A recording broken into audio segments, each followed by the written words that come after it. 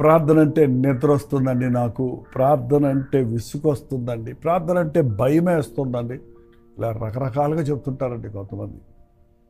అవును, దురాత్మ నీలో ఉన్నప్పుడు ప్రార్థన చేయనివాడు నీకు భయం పెడతాడు.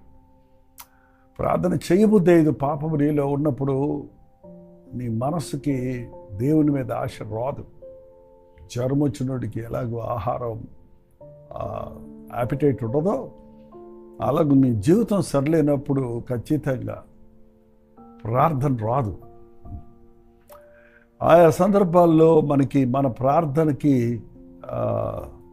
అలవాటు ప్రార్థనకి ఆచార ప్రార్థనకి అలవాటు పడిపోతే ఆ చేసిన ప్రార్థనే చేస్తుంటాం, కానీ అంతకంటే మించి దేవుని తలంపుల్లోకి మనం వెళ్ళలేం. మీకేమైనా ఇలాంటి సమస్య ఉందా ప్రార్థన విషయంలో? లేదా నేను భలే ప్రార్థన చేసుకుంటున్నాను అంటారా? అంటే భలే ప్రార్థన చేసుకుంటాననే ఉద్దేశంలో మీ ఉద్దేశం ఏంటి? మీకు కావాల్సిన అన్ని అడగటం ప్రార్థన అనుకుంటున్నారా? లేకపోతే స్తోత్రం స్తోత్రం స్తోత్రం స్తోత్రం అని స్తుతి కృతజ్ఞతలు అంటూ కొన్ని మాటలు రిపీట్ చేయటము ప్రార్థన అనుకుంటున్నారా? ఇవన్నీ ప్రార్థనలో ఒక భాగం, కానీ అదే ప్రార్థన కాదు సుమా. ప్రార్థన అనేది అయిపోయింది అంటారు కొంతమంది. 2 నిమిషాలు 3 నిమిషాలు 5 నిమిషాలు ప్రార్థన చేసుకొని ఇంకా ప్రార్థన చేసుకోవచ్చు అంటే ఆ ప్రార్థన అయిపోయింది అంటారు. ప్రార్థన అవ్వదు, అయిపోదు. నీ పెదవుల ప్రార్థన, నీ మాటల ప్రార్థన అయిపోద్దేమో, కానీ ప్రార్థనాత్మ నువ్వు కలిగి ఉన్నప్పుడు ఉచ్చరింపశక్యము కానీ మూలుగులతో మనం ప్రార్థన చేస్తామని వాక్యం సెలవిస్తుంది. ఒకసారి చూడండి, రోమీయులకు రాసిన పత్రిక 8వ అధ్యాయం 26వ వచనం.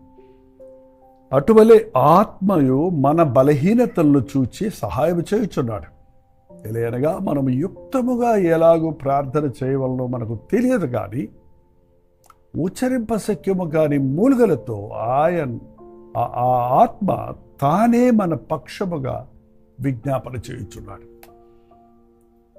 యుక్తముగా ఎలాగూ ప్రార్థన చేయవలనో మనకు తెలియదు. మనం ప్రార్థిస్తున్నాం అనుకుంటున్నాం, కానీ యుక్తముగా ప్రార్థిస్తున్నామా?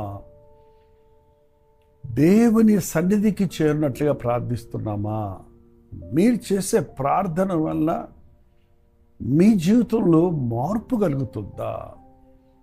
మీ ప్రార్థన మీకు బలమునిస్తుందా? విశ్వాస అభివృద్ధి కలుగజేస్తుందా అని పరిశీలించుకోవాలి. మేము ప్రార్థన చేసుకుంటామని సాధారణంగా అందరూ చెప్తూనే ఉంటారు. చిన్నప్పటి నుంచి మాకు ప్రార్థన చేసుకోవటం అలవాటు అంటుంటారు. అది అలవాటు కాదండి, అది ఒక జీవిత విధానంగా, జీవితంలో ఒక భాగంగా మారిపోవాలి ప్రార్థన అనేది. ఇవాళ